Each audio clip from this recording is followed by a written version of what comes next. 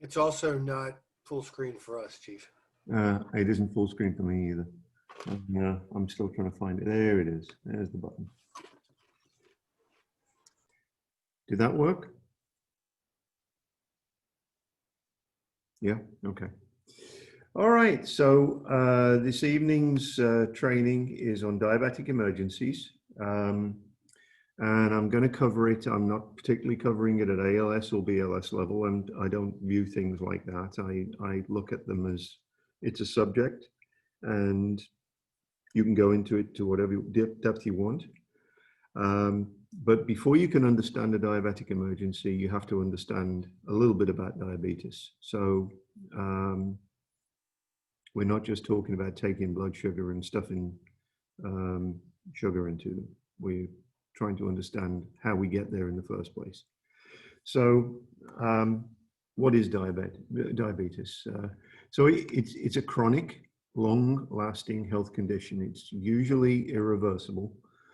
It can be improved, but it is usually irreversible. You can improve it, but you can't ever get rid of it once you've got it. We all know that the food that we eat is broken down into sugar. Usually, in our terms, we call it glucose and released into the bloodstream. The purpose of that is the fuel that fuels the cells in our bodies. And when our blood sugar level goes up, it signals the pancreas to release insulin. Anybody care to give me a hint as to where the pancreas is? Come on, guys. Andrew, where's the pancreas? By the liver, right? There you go. It's actually physically attached to it. Is that lower right area? It's actually physically in the region of the liver. It's very, very close. Okay. And insulin, islands of Langerhans, if you ever hear that, then that's part of the pancreas. So insulin, think of insulin like a key. And what the insulin does is the insulin acts on the cells, on the body's cells, to release or allow the transition of the glucose into the cell so that it can be used by the cell as a source of energy. So think of it like this. If you don't have the key, you can't open the door. If you can't open the door, you end up with two things. One, your cells don't get fuel. And two, the fuel is sitting in your blood, your bloodstream, effectively going around your body. As you create more glucose, and that glucose isn't removed by putting it into the body cells and transferring it to energy, then your blood sugar increases. And therefore, insulin, always think of it like a key. It doesn't eat the blood sugar, it actually facilitates the transfer. In a diabetic condition, the insulin production is disrupted. So because it's disrupted, exactly what I just said happens, the blood sugar increases. And because it can't get rid of that glucose by transferring it to energy in cells, the blood sugar just continues to increase in the bloodstream. Over a period of time, glucose, which is an extremely corrosive substance, can damage the cells, anything from the actual physical pipes that it's going through in the form of the arteries and the veins, to all of the cells that it touches. And of course, every cell is touched by the bloodstream in some way. Heart disease, vision loss, kidney disease, and it also has a major impact on your healing process.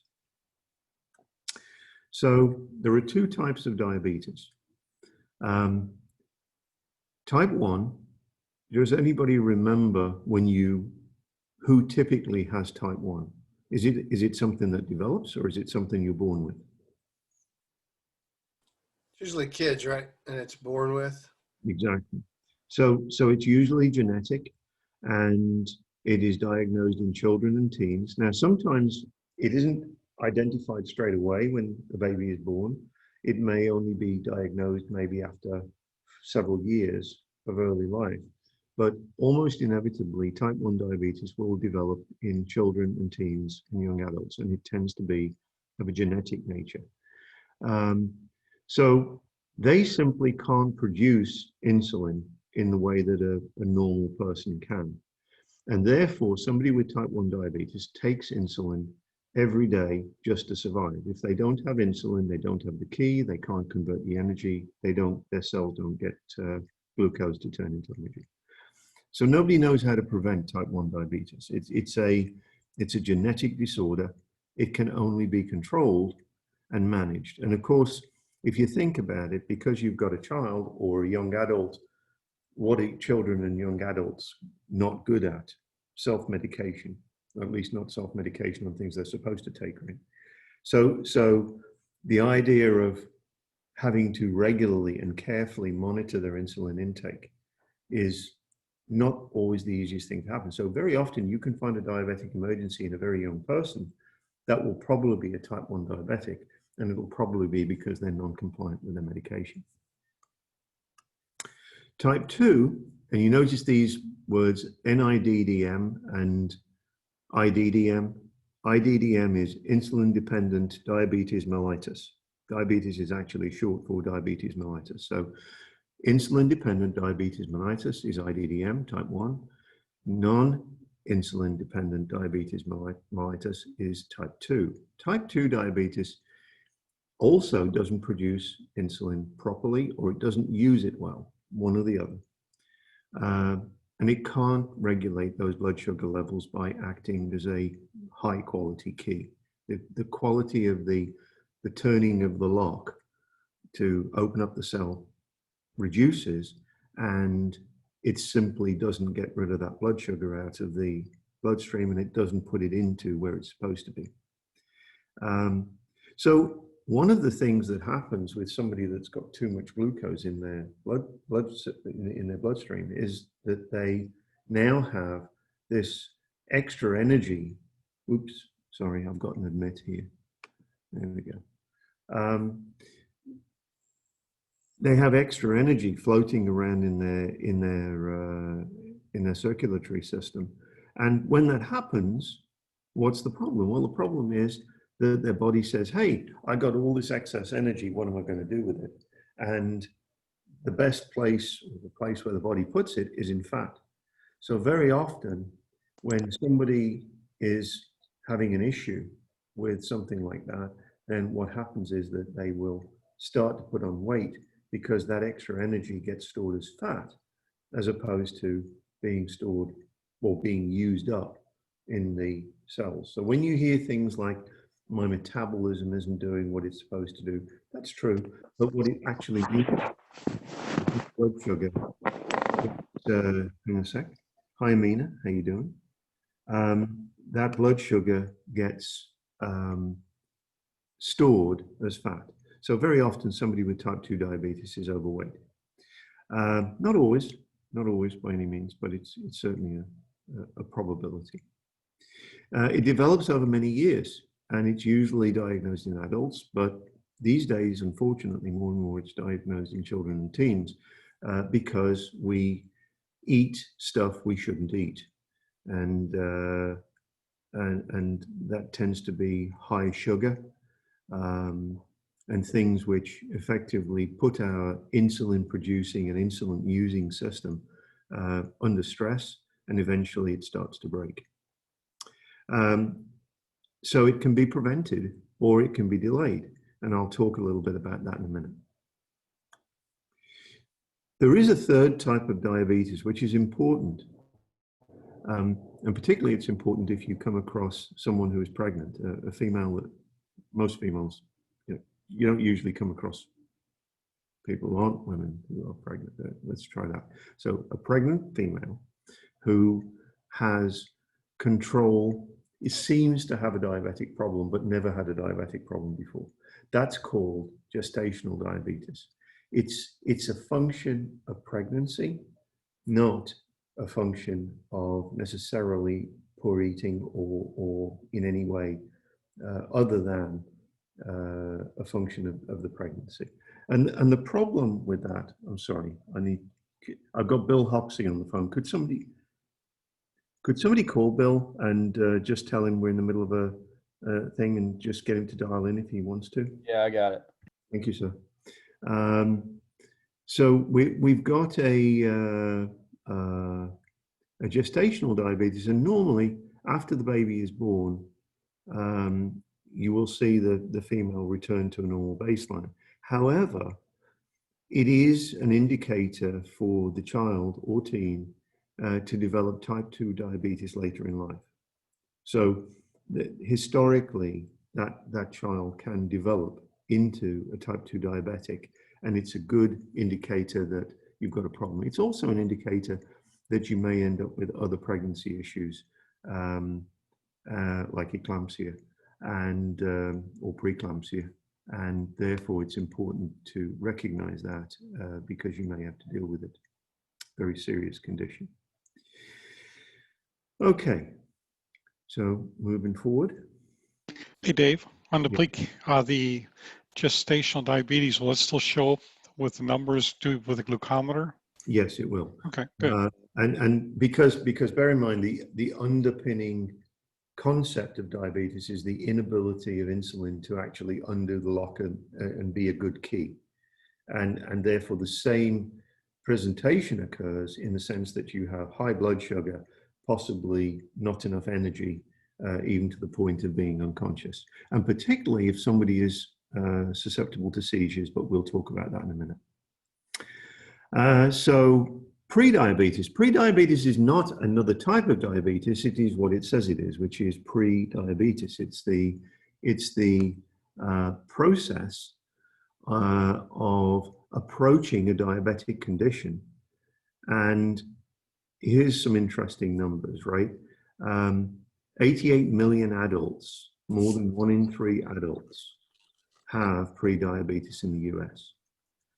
We know that obesity and being overweight is, we all struggle with it one way or another. I think most people struggle with it. And 1 in 3 are pre-diabetic. More importantly, 84% of them don't know they have it. So just because somebody is susceptible and because somebody is a potential for being a diabetic at some point, they don't have any indication in their early stages that they are diabetic. They don't know what that is. They don't know why they feel differently. They don't know why they feel tired or other things like depression or other issues, which they just have no idea. But if they went and had their A1Cs checked and they went and checked their sugar, their blood sugar, they would find out that in fact they're pre-diabetic. And we'll talk about what the definition of that is as we go through this. Every time you see somebody who's a pre-diabetic, you are now effectively getting a pre-warning that they're at risk for type 2 diabetes, which, as we said earlier, because of the additional load of blood sugar in their system, that puts them at immediate risk for heart disease and stroke. And that heart disease and stroke can happen over decades. I mean, it's perfectly reasonable that somebody could be pre-diabetic at 25, but at 45, they're now a high stroke or high heart disease risk patient. The good news is that if you are pre-diabetic, unlike when you become diabetic, pre-diabetes is capable to be reversed, and you can actually reverse it and you can control it with a lifestyle change program. And if somebody wants to talk about that, I suggest that they talk to Wags, because he is actually helping us right now to get our eating and our weight under control. And a lot of the things that he is helping us with really relate very much to what we're talking about here. Eating the right types of food, trying to alter your lifestyle. Doesn't mean to say you've got to go out and become an Olympic athlete. What it means is you've got to eat right. And I think I'll let Wags talk to that if he needs to later. But bottom line is we have an expert in our midst, and Wags is it.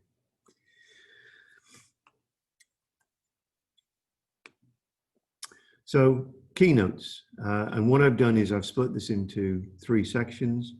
The first one is what diabetes is. At the end of each section, I've got keynotes just to remember. So these are kind of takeaways, and I'm not going to repeat them. But what I will do is I'll add to, in this last section, there is medications that are used to improve insulin sensitivity. So that whole issue of making the insulin work better as a key, you can either put extra insulin in there, which is what obviously somebody who takes insulin or is insulin dependent is. That insulin can be long-acting, short-acting, blended. It can be all sorts of different types of delivery mechanism for the insulin. But you can take insulin, right? And it'll do the job for you. But very often before you get to that stage, folks who are in that pre-diabetic or early diabetic stage, a doctor will prescribe, and we see it handed out like candy. The most common drug is metformin. So if you see a patient and you go into a patient's home and you say, you know, have you got any history? Are you diabetic? No, I'm not diabetic. Okay, good. That's excellent. So what medications do you take? Metformin. That simply means they're one of the 84% who don't know that they're pre-diabetic or early diabetic stages.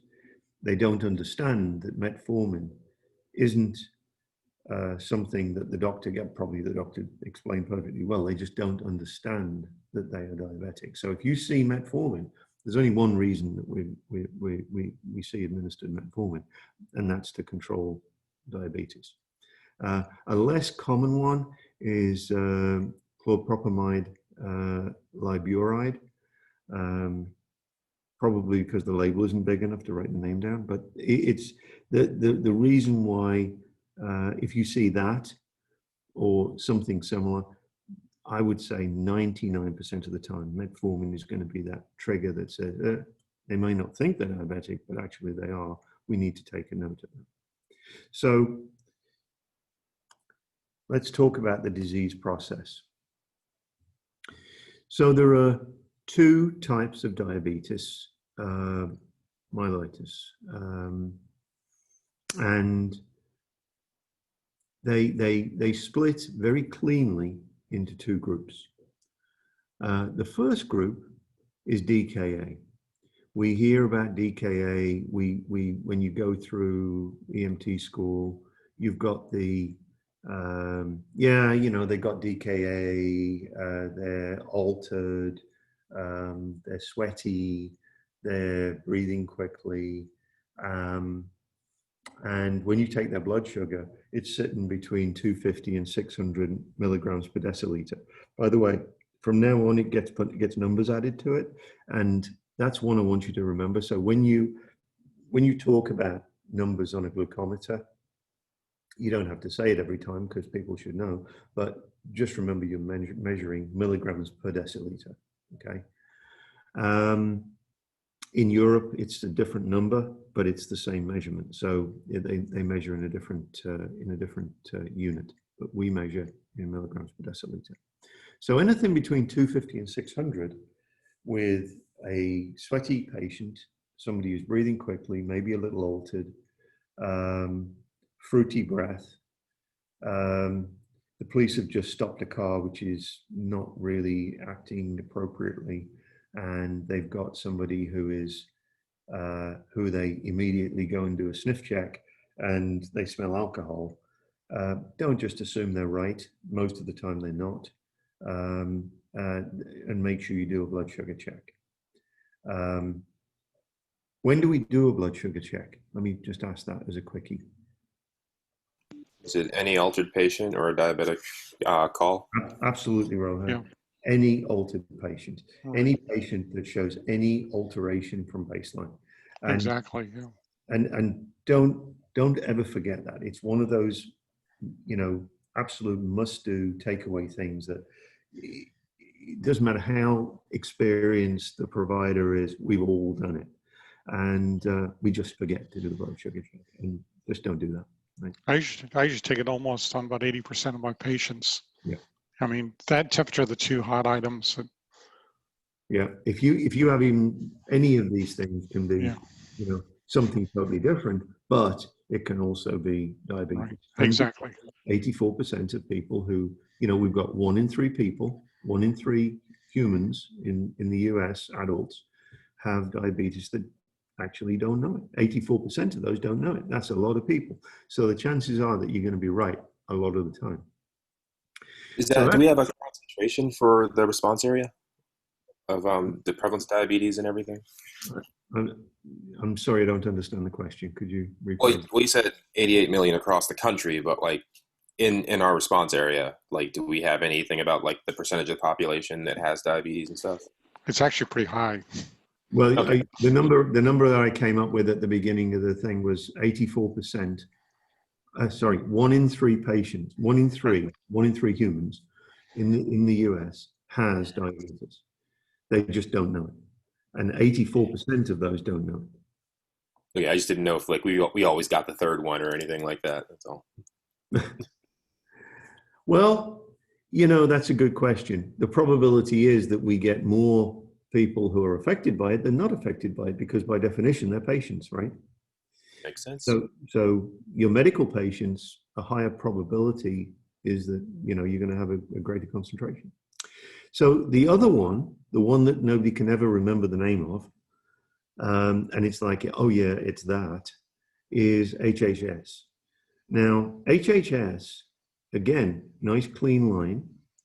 That clean line is 600 plus. So if you have a patient that is at 450 milligrams per deciliter, what are they? DKAs. And if you have a patient that is 701, what are they? HHSs. If you have a patient that is high HI on the meter, what are they? Isn't that HHS also, Dave? Or the meter? I thought the meter stopped at 400 or 500 or. It depends what it is. Right. Some of them stop. It depends, frankly, on the model. Mm-hmm. And I don't know where our model goes to, but most of them go to 500 or 600. Right. Right. And I think our latest ones do go up to 600 at least. So certainly the ones in the hospital go way higher than that. But bottom line is, that's your number, right? 600. If it's below 600, it's probably DKA. If it's above 600, it's definitely HHS. All right, important. Is our body responding differently? Because I mean, I know that patients are unique and snowflakes and whatever, everybody's special, but like between 599 and 601, like what's our body doing? I'll go through that in a minute. Okay, thanks. So let's talk about how serious these things are. So DKA, and I'm going to do it in parallel, right? I'm not going to just do one and then the other and then hope everybody gets it, but let's look at some comparisons. So first of all, DKA, when DKA develops, people tend to be somewhat nauseous. It can develop over a relatively short number of hours. It usually develops fairly regularly. They may go into a DKA state multiple times a week after large meals, and they feel sick and they may start vomiting. However, it can develop into a life-threatening condition after a few hours. The reason is that when vomiting occurs, you start throwing off. So is your stomach acid or alkali? Acid. So if you are dumping acid because you're throwing up, and you're throwing up profusely with thin vomitus, you're dumping acid. Does your body become more or less acidic? It's less acidic. Less acidic, right? So what you're doing is you're changing your metabolic condition to effectively an alkali, right? What's happening is you are your acid levels in your metabolic system are dropping, and you're becoming more alkalytic, or metabolic alkalosis. That itself, we want to go into what's going on, but that itself, if you go far enough, can become a very serious condition. The other thing that you're doing is you're throwing off, as you're vomiting, you're getting rid of critical trace elements, like, for instance, sodium. You might be peeing stuff off as well, and you're dumping things which your heart needs to operate. You need certain chemicals in your body, sodium potassium pump, for instance, things like that, calcium, other things, where if you don't have them, your heart simply can't do the electrical things it's supposed to do. And I'm not going to go into a cardiac discussion about this, but just take my word for it. So as soon as you start throwing up like that and you start vomiting profusely, you're altering those balances. And that can become a life-threatening condition or throw you into cardiac arrhythmias that can develop into cardiac arrest. So on the other side of the page, with the HHS, you've got a life-threatening emergency, which is actually greater than that.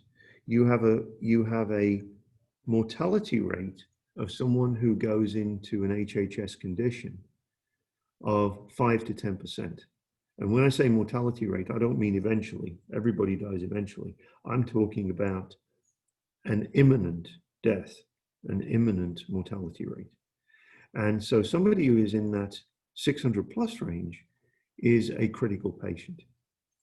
It's also much, much harder to bring it back down below the 600 level and even into the lower numbers. It takes many days, possibly even weeks. It takes very careful control of insulin levels. It takes very careful control of all of the potassium, sodium, and all the other additives. And you effectively have to rebalance that patient's chemistry. And that can only be done in intensive care or something very close to it. So this is an intensive care patient, right? Any questions so far? So don't underestimate those high numbers. When you see those high numbers, that's a high probability of somebody who is going to die. Now you can see numbers, and the trouble is we can't, because our glucometers don't go that high. But these numbers can be in the 900s, 1,000, 1,200, right? Once it goes over that tipping point, you can be in a position where literally the sky's the limit. And the higher it goes, the more difficult it is to bring back. And it's a very, very serious condition. So Dave, do we need to consult, and is there like a specialty place for this type of thing? No, it's a medical condition.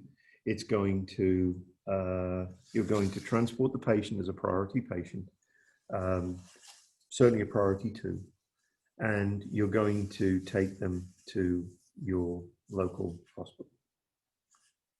All right, thanks. So here's your DKA. Now I'm going to get more specific about each one. We've talked about the fruity alcohol. We've talked about the rapid heartbeat, weakness, the confusion and disorientation, and possibly coma. Before you get into that, I just wanted to verify or clarify. You said it's a minimum priority 2 call if the blood glucose is above 400 or unreadable on the meter, correct? As far as I personally would call it that way. I believe you have an imminent. So you've got to look at your patient, right? And if your patient has been vomiting for several hours, if they clearly look sick, if they, when you get into kind of some of the advanced medical stuff, we use terms like sick or not sick. What's your first impression? It's a bit like pediatric triangle. You look at the patient from the other side of the room. Is this a sick patient or not a sick patient? Yep. And if they're looking sick and they have a short-term history of vomiting and all of these things on screen right now, and you at the same time are uncomfortable about, you just, you know, your gut feeling says this is a priority patient, then call it a priority 2 and take them in. And I'm not saying, but I don't think there is a formula that says if they're over 402, then they become a priority 2 patient. You've got to look at it from the point of view of how do you feel about that patient's demeanor. Now, if you've got a 600 milligram per deciliter patient, that is definitely a priority 2 patient. Yeah, but we wouldn't be able to see that since our meters, I don't think, go that Well, high. well, I'm not actually sure they don't. I think they may go up to 600. And certainly think We'll have to check. I know. I'm pretty sure that our old meters only went up to like Right. 500, Yeah. and then it said high. But now that we've gotten new meters, so we've been given another training on, those meters go higher. Yes, they do. And the reason they go higher is because, and we will check that. That we can take that as a mental note to go check. But the reason they go higher is because it's important to pick off those HHS patients. Now, we don't check for ketosis, right? So ketones in the urine are the other big telltale. And one of the blood tests that they do when you go to the hospital is they check your ketone levels on a DKA patient. Now, how does that help us? Well, it doesn't help us at all, actually.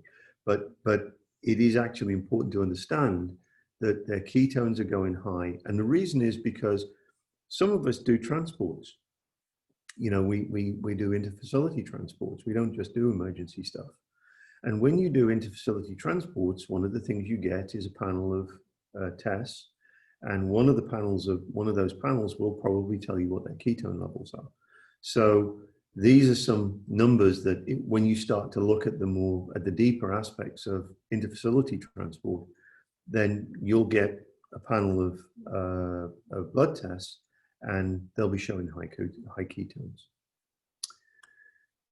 DKA signs and symptoms. I don't want to go too far with this. We've already talked about many of these things, but increased urination, big deal.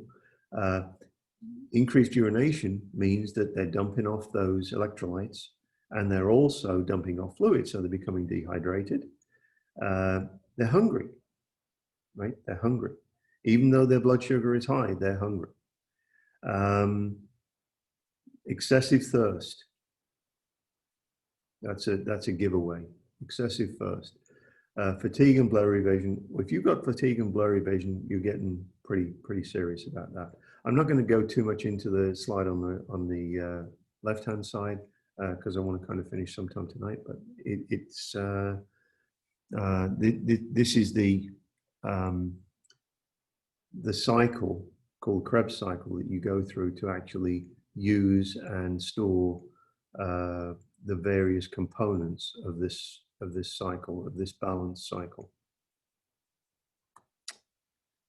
So here's the comparison between the two, DKA and HHS. So insulin, you are absolutely short of insulin. HHS, it's a relative deficiency, which means that it's relative to what you are normally carrying, you have a relative deficiency, which is why your sugar is going so high. Don't want to go too much into the details of that, but we'll move on. Age, younger and older. So your DKA patients tend to be younger. Your HHS patients tend to be older. There's a reason for that, that they've been DKA patients and they've become HHS patients. Your blood sugar, you know, you're pretty much, you've got the same sort of problems. Ketones, present in the DKA patient, absent in the HHS patient. Your blood gases, way off, right? Your pH is way off. So does anybody know what your pH would be for a normal patient? approximately 7.4. Right. So you are definitely looking at different pHs on your patient. Again, so you're going to say, why do I need to know this? We run 911, we don't take pHs, we don't do those tests on board. However, if you're running a patient that is a transport patient, you will have this panel in front of you. And I think the others I'm going to leave. But I just want to tell you that, you know, there are two completely different presentations of these two things. So, go on. Chief, just, I know we're talking diabetics, but you've mentioned a lot of stuff that actually I talked about in our Chubb Club program when we were talking about the Biggest Loser thing. So you might end up coming into a patient, and I've seen this myself. This is why I'm totally against the keto diet. But you'll have patients that go strict keto, and they themselves will already have the litmus test that will be present. They'll do the urination on them, and they'll tell you they're sitting at a keto +3, and they're already in a dangerous level. And they're like, "Oh no, I'm just losing weight, dude. You're like really going to kill yourself." That's right. And No, that's absolutely true. That's absolutely correct. if nothing Yep. else, they may not be diabetic, but they are causing severe damage to their body. They will be mentally fatigued because it does cause erratic mental processes. Because if you don't have the appropriate glutamine levels, you are not using the AZT properly. You're not being able to think clearly. You're cloudy minded. You're not on point. You're slow to react, and that's their normal because they stay in a zone of ketosis, and they're doing it on purpose. But And they're proud, and they're very happy and proud of it. And God, I'm going to say it. I've done that, right? I have done a keto diet. if they do a keto, it's not a big deal. But if they do a true keto, it's deadly. It can in fact be deadly, and you're absolutely right. It's not the right way to do it. What you're doing is you're artificially breaking your system with the hope that because you break it, you force your body to turn your fat cells into from glycol and turn it into a sugar, which you then pee out. Right? That's what you're trying to do. It's very effective. It works extremely well. You can. I think the original stuff used to come out of I want to say Dr. Atkins' diet, like 25 years ago plus. And you know, a typical meal in a day would be 6 slices of bacon, and you know, a grapefruit. Right. So what you're trying to do is you're only trying to give your body the nutrients that it can only effectively eat itself. That's what you're trying to do with a keto diet, and very, very unhealthy thing to do. So Fun fact about the Atkins diet is you look at a potato chip after not having any carbs for 4 months and your body instantly swells. Exactly. And you will do a great job of crashing your weight. However, you won't do anything to keep it there. So if I may add here, just for some folks that might not have like heard the terms before, just to kind of remind everybody that the ketones, basically what that's referring to is kind of it's an acid that forms after when fat is burned. And so what Dave and Wags are talking about with the keto diet is basically you're not eating carbs, which convert into sugars. So you're essentially forcing your body to unnaturally burn only fat to sustain yourself. And then and the problem with that is it is an acid, and so you know it's in the name. When you burn too much or when you produce too much acid, you go into ketoacidosis. And you know, not to kind of get too far into the details here, but I think it was the previous slide when you were talking about the pH and stuff and stressing the importance of that. Just something to add there is that oftentimes the patients will try to compensate with their respiratory system by breathing quickly because you blow off CO2, which is also acidic, because the body is already extremely acidic. So it says, hey, let's get rid of more acidic carbon dioxide, because that's one of the easiest ways to compensate for the pH. And that's why oftentimes they'll have really fast respirations. And that's basically that you've got metabolic acidosis, and you're turning it into respiratory acidosis by trying to blow it off.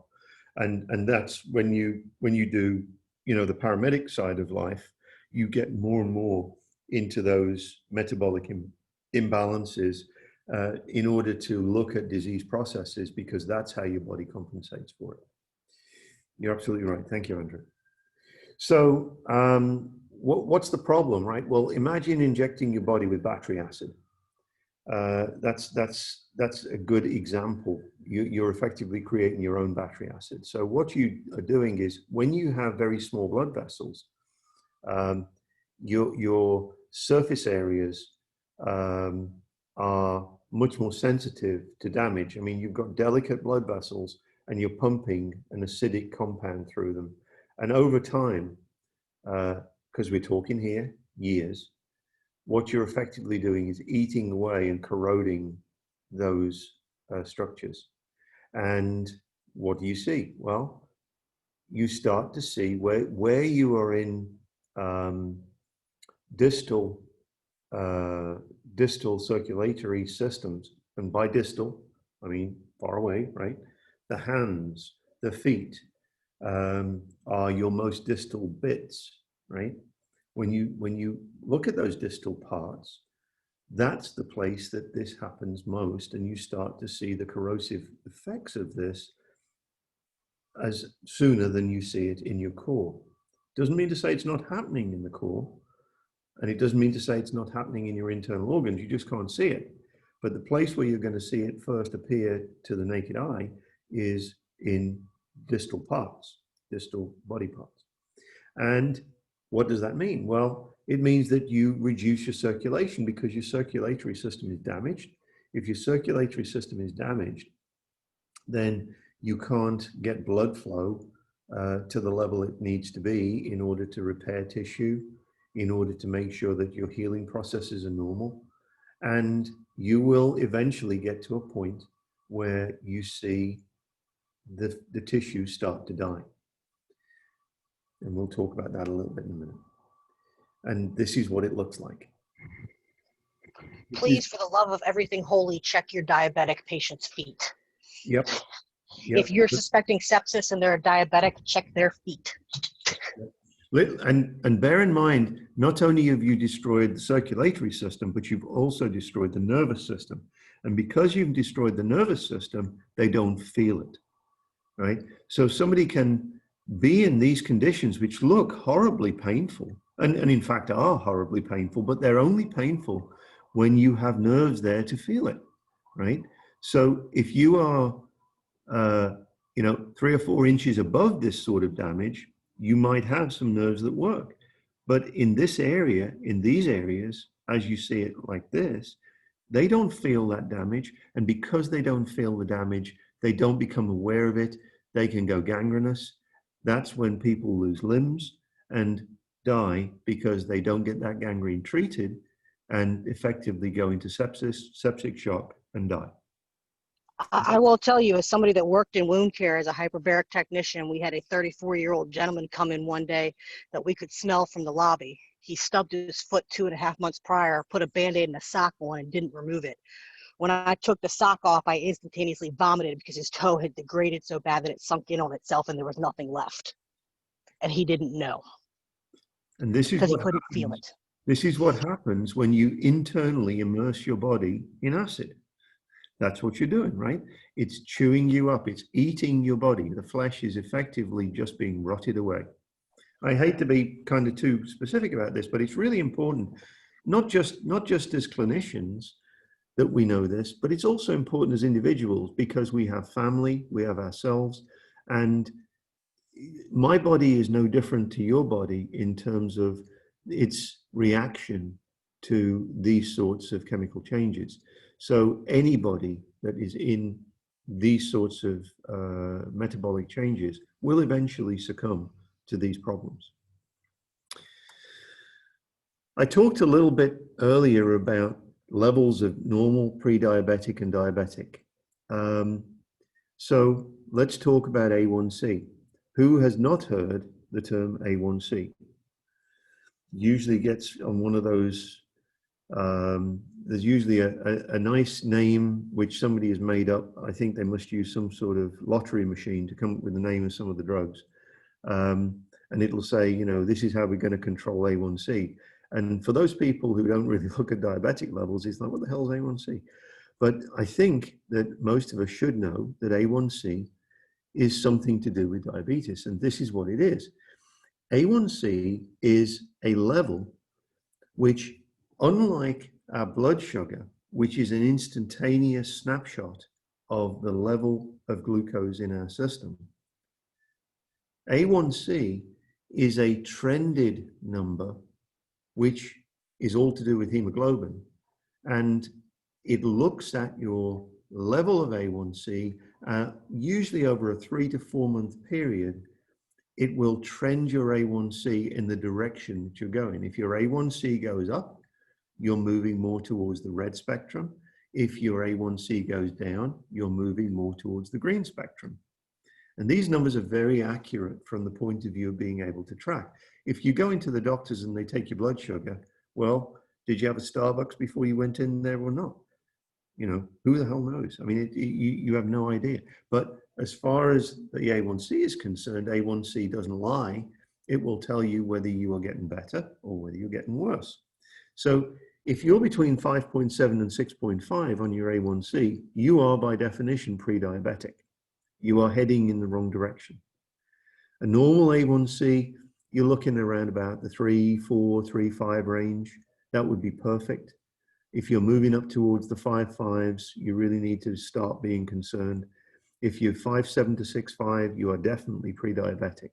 You can still reverse it, but you've got to work at reversing it. If you're over 6.5, you're diabetic, and you're not going to reverse it.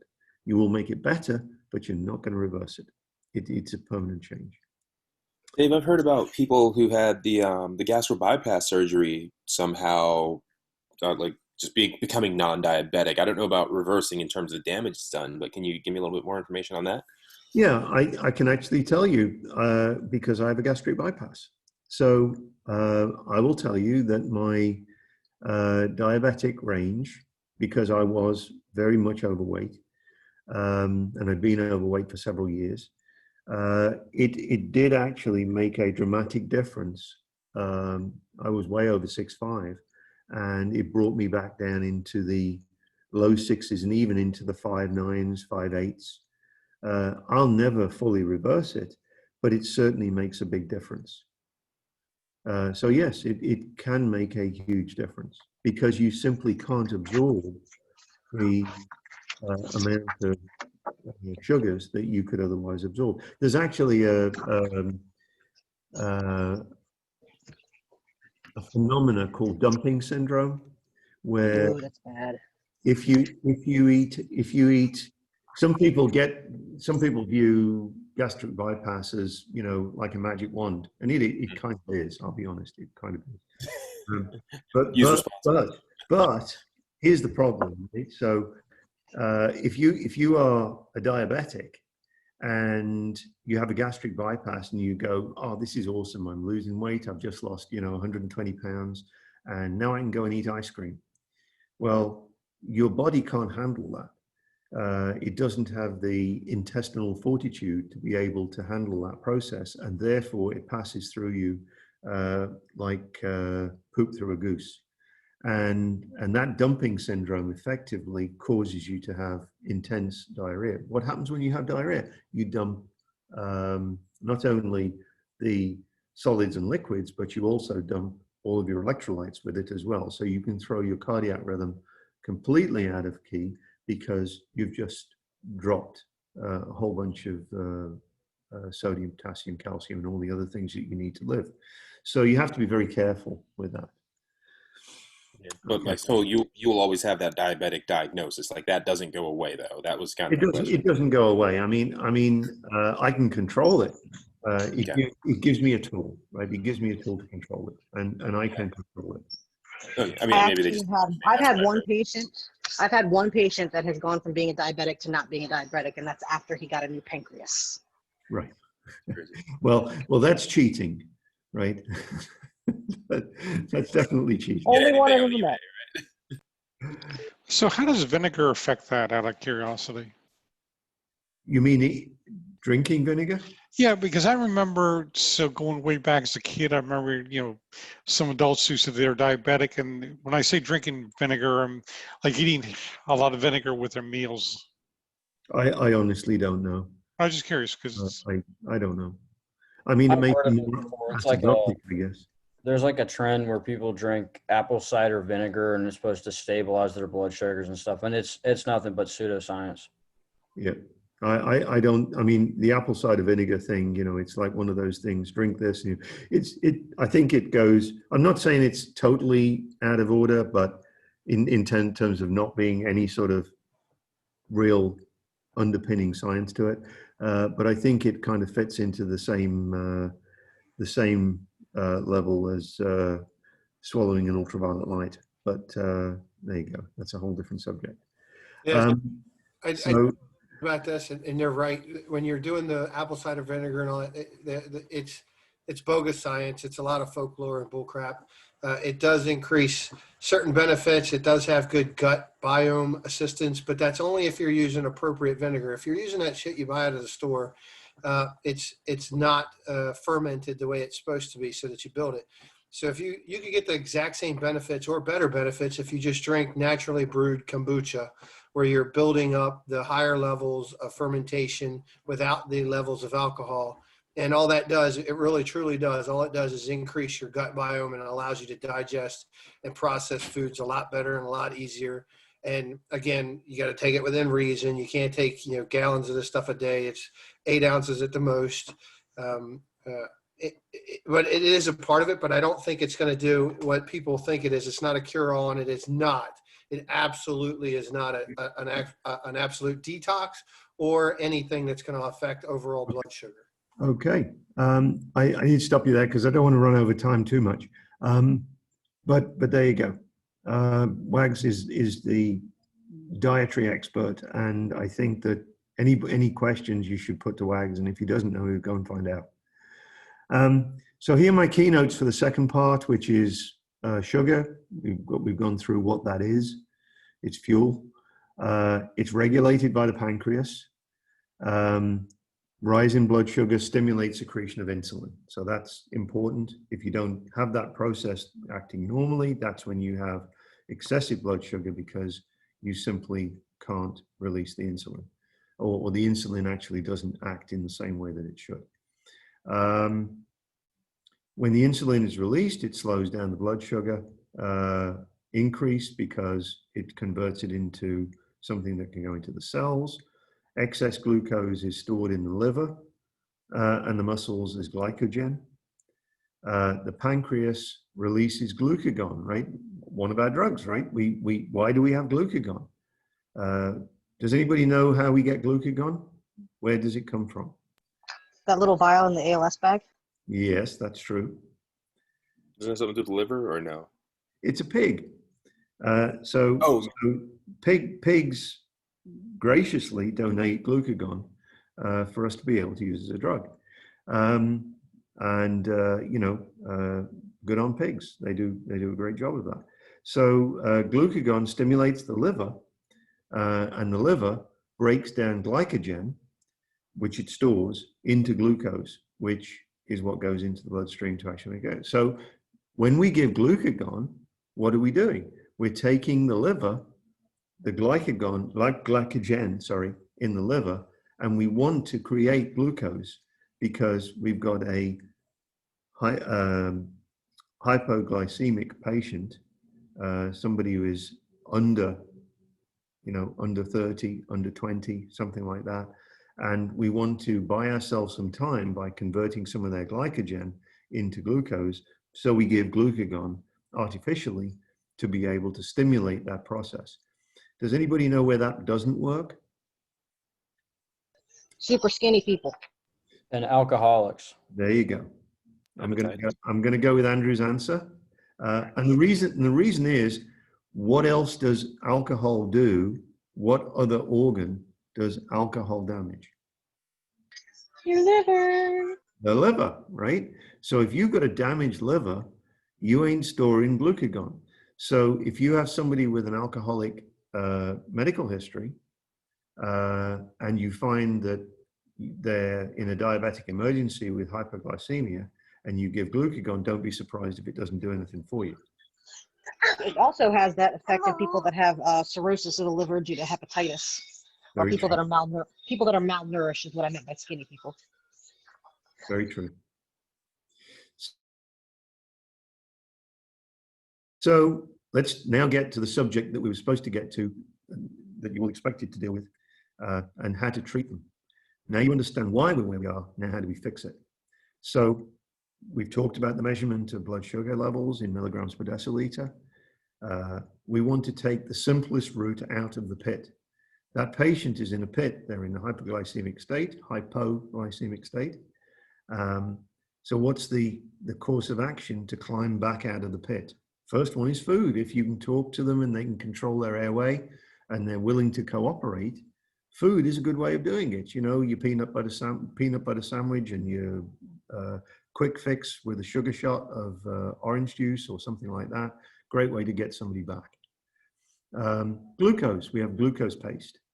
And we can rub, even in an unconscious patient, we can rub glucose in between the cheek and the gum. And yes, that is in Maryland protocol. We are allowed to do it.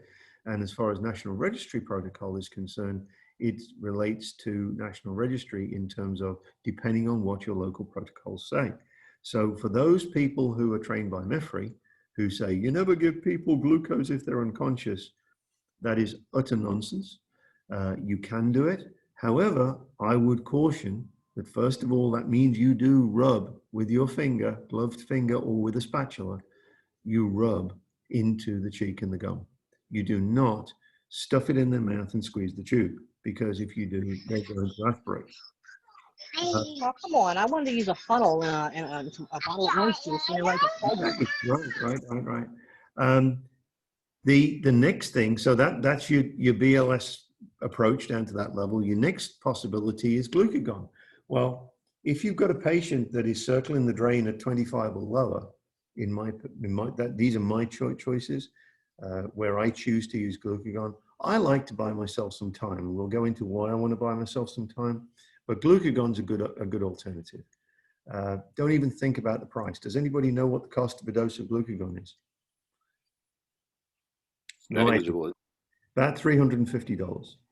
What? So Too much. every shot that we give of glucagon, the little orange bottle with the water that we mix in with it, that's a $350 shot. Yes. Janet goes, she doesn't actually go nuts. She's like, what? We just bought them. And I'm like, yes, and we just used it. So don't hesitate to give glucagon. It's a good way to buy yourself time. We'll talk about why you want to do that in a minute. Your next level is D10 to D25. Now, I personally think it's a wonderful thing that they changed our protocols to give us lower D numbers so that we can actually infuse a less corrosive, because don't forget sugar is extremely corrosive. What's dextrose? It's sugar. So when we put dextrose into somebody, we are effectively injecting them not just with battery acid, but with highly concentrated thick battery acid if it's D50. So when we used to slap people with D50 and stuff a whole, 25 grams of D50 into their blood, what we're doing is we're effectively injecting them with just about the most corrosive substance we could possibly think of and not actually kill. It's also why it takes 20 minutes to do it the right way. Yep, you're supposed to do it slowly. You do not slam D50. And if you do slam D50, it has been known to immediately put somebody into cardiac arrest. So this is the last thing I want to give you. Buy time and take time to get it perfect. Please, please, please buy time and take time to get it perfect. And I'll address this as to why we do this in a minute. You've got routes, you've got IVs, you've got EJs, and you've got IOs. You cannot let that person that is sitting at D25, or sorry, at a 25 milligrams per deciliter and lower, it's reading low on your glucometer. That is definitely an oh shit moment. That's why we want glucagon, because by that time they're unconscious, and glucagon is the only thing that is going to buy us time. And why do we want to buy time? The reason that we want to buy time is, let's follow through Dave's golden rules, right? This is nothing to do with what it says in the book. This is Dave's golden rules, but there is nothing here that is outside of your normal protocols. Always take a blood sugar.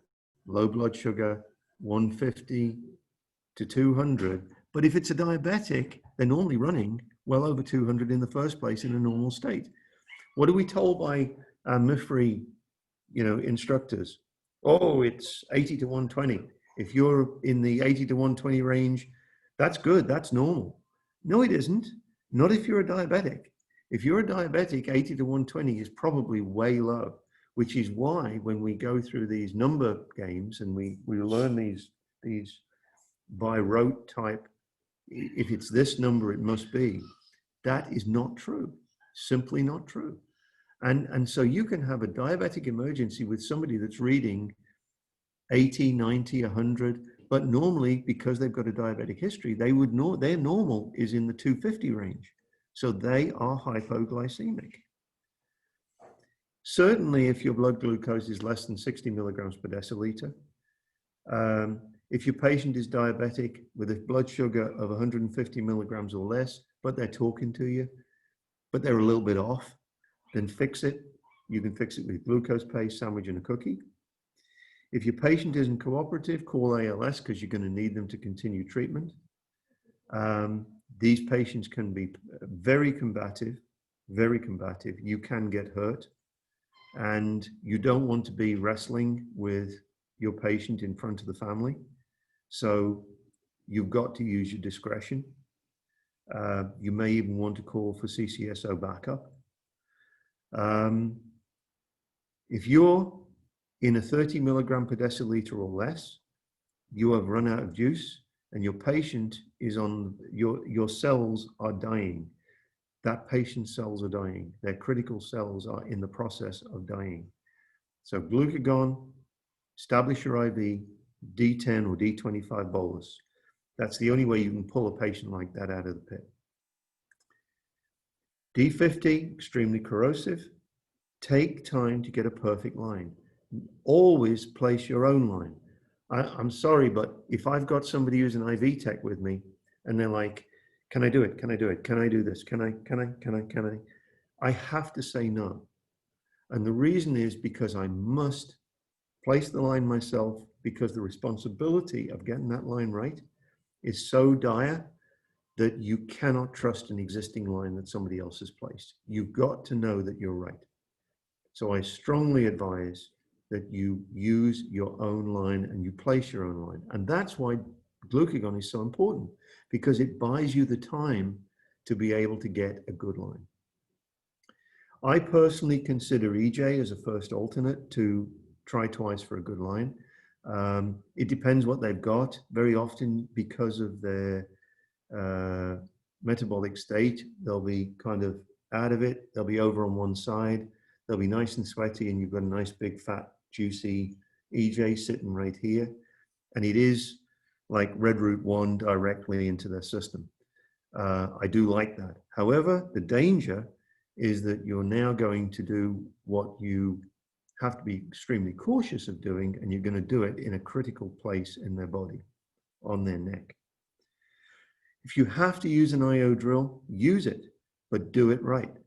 The reason I don't like doing IO drill with D50 as a preferred way of doing it is because IO drills sometimes can leak back, and that means you can actually get it running into the bone, but at the same time you can get fluid coming back around the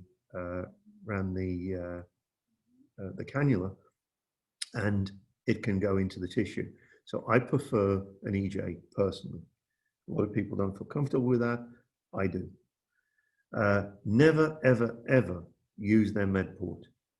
So if this patient has got a PIC port or something like that, that they're on some sort of medication and they use their PIC port, do not use their PIC port. Why? Because That's a surgical procedure to replace their PIC port when you have just chewed it up with an acidic sugar. So please don't do that. Use your IO drill before you use a med port. Don't use their med port for delivering sugar. Hey, Dave, going back to that slide a second. Just a real quick question. Yeah. The D10, D25, and D50, is that any correlation like percentage of sugar, or I mean, what's It is. there any- It is. It's absolutely that. It's the ratio of volume to, and it's one of the reasons why, for instance, a D10 is a much thinner substance. It's much Okay. less viscous than a D50, which is like, you know, syrup. And that's exactly what it is. It's a ratio. Okay. It's a ratio of that tells you how thick the fluid is. Okay. I was There's just another curious. reason why you want to use D10 or D25 because, and of course you can mix this on the fly. There's no reason why you can't mix it on the fly. You can start with D50 and just dilute it and dilute it into your bag. Always, I personally, if it's below 25, I always go with glucagon. I don't even mess about with it. I just go straight with glucagon and try to kick them a few points because that will buy me some time to get a perfect line. Always check your blood sugar in a code. They may have coded because they were hypoglycemic. I've already said it's just wrong to say you can't administer glucose paste to an unresponsive patient. It is in Maryland protocols. It is allowed. If MIFRI says it isn't allowed, or if an instructor at MIFRI says it isn't allowed, they're just wrong. They are incorrect, but you've got to do it right. Gently rub between the cheek and the gums. Personally, I don't think it does an awful lot. I've never actually brought somebody back with that process. I'm just saying it can be done. And if that's the only thing you can do because you're the EMTB on scene and you've got an unconscious patient, while you're waiting for somebody with IV and some glucose, by all means, try it. Nothing wrong with that. Always check your blood glucose in second and third trimester medical calls. Remember the gestational diabetes, and that can be an indicator of, sorry, help me out here. Seizures. Yeah, well, if they've seized and they've got Preeclampsia. Yeah, eclampsia, preeclampsia and eclampsia. Always check your blood glucose in sugar, in trauma. Why? Why did the car crash? Did the car crash and they're unconscious because they hit the tree? Or did they go unconscious and hit the tree because they've got low blood sugar? Don't assume. Make sure you check. If your patient is altered, you check the blood sugar. Doesn't matter why you think they might be. Post-ictal seizure patients. Why a post-ictal seizure patient should be blood sugar? The sugar is eaten away when they seize. It uses it up as a source of energy. Exactly. They've just done a marathon because they've just been using every muscle in their body and they have no sugar left. So it's always important to check blood sugar. Always check your blood glucose with suspected stroke patients. Why? Because they're altered, right? If they're altered, they can present as a stroke patient, but you can fix it because you give them glucose. Your medications we've talked about, your diabetic patients can be combative. Call for help. Please call for help. I can say one of the biggest things that Miss Margaret Probst gets BLS providers on is not checking his blood glucose in an altered patient. Every single altered patient needs a blood glucose check. It takes like less than a minute. Just do it. Your ALS providers always, if you're below, in my opinion, 25, maybe even higher, always buy time with glucagon. Cost is not an issue. I hear so many DES folks who get moaned at because they've used glucagon and, you know, their patient was really not totally unconscious. And, you know, well, you know, you just spent $340. It's like, nobody cares, right? It's a drug. Use it. Use it because it's going to buy you time. And then, most importantly of all, check your IV access. It must be perfect. If it isn't, this is what you will do. This is the consequences of infiltration of D50. The one on the left is a child. The one on the right is an adult male. That's what happens if you infiltrate D50 and you don't get it perfect every time.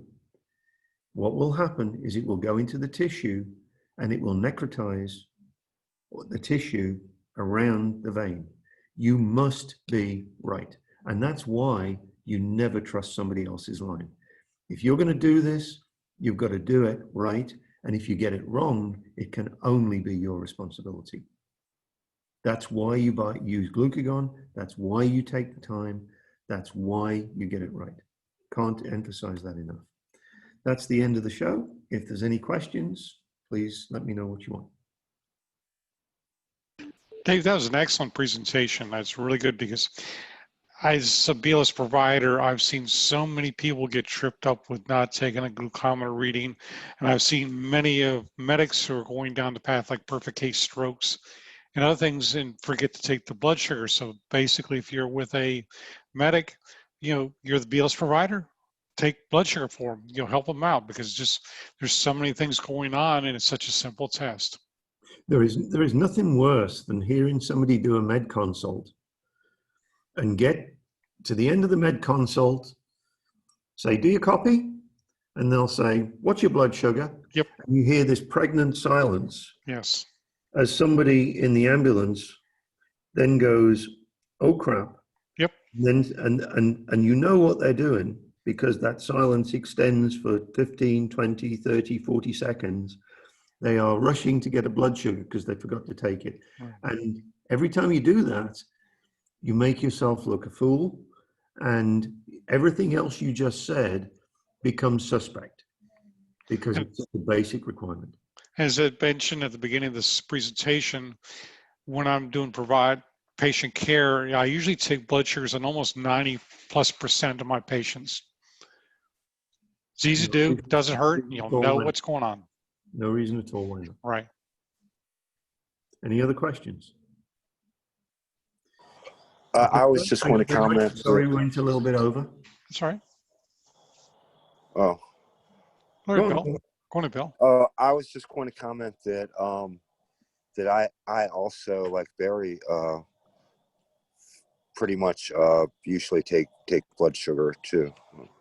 Yeah, and I've seen you do that, Bill, and one of the and I hope I don't embarrass you here, but one of the things I notice about Bill's patient care is that he takes the time to actually make sure that he knows what those medications are. He makes sure that he knows what the patient's blood sugar is, if they're altered. I've seen you discuss with a patient for 20 minutes who you need to get that blood sugar, who didn't really want a finger stick, but you eventually got it. And that's where thoughtful patient care comes into play. It's really, really important. Just because you get an answer which is, oh, I don't want to do that, it doesn't mean to say that you shouldn't explain to the patient and try to gain their trust to be able to take a blood sugar. So that was a compliment, Bill. Okay. Well, great presentation. And I know next week we have several topics we're working on. One's going to be is legal aspects of EMS and also protective child services and adult services. And I'm also working on a presentation which we're going to take apart the BLS bags and photograph and actually create a PowerPoint to show exactly where things are. As we're prepping for standards, we found a few things have changed and we're moving, and we want to make sure everybody knows exactly where things are.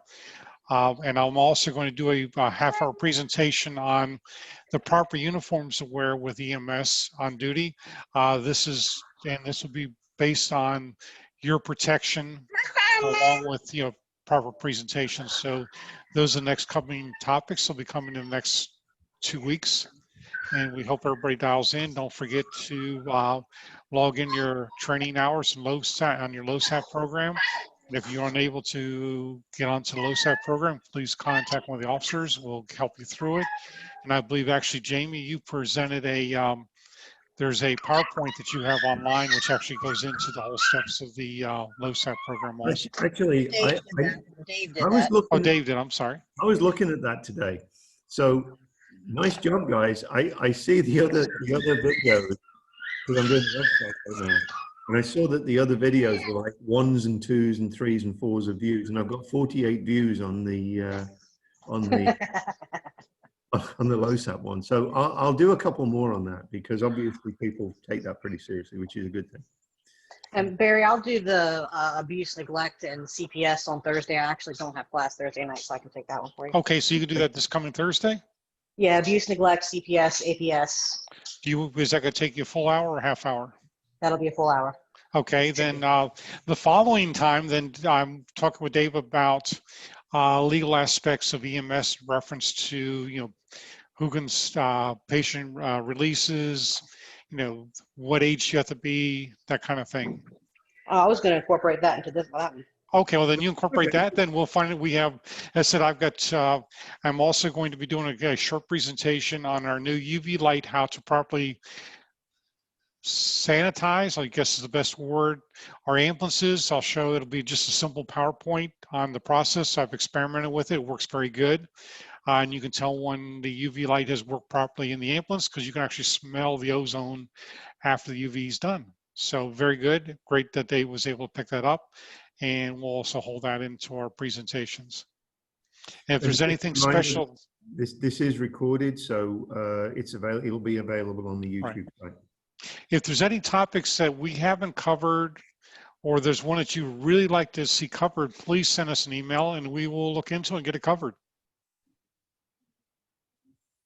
Okay. Any other questions? Once again, Dave, thank you very much. I'm sorry, I was just going to say it was an excellent class. Thank you. Yes, excellent. Okay.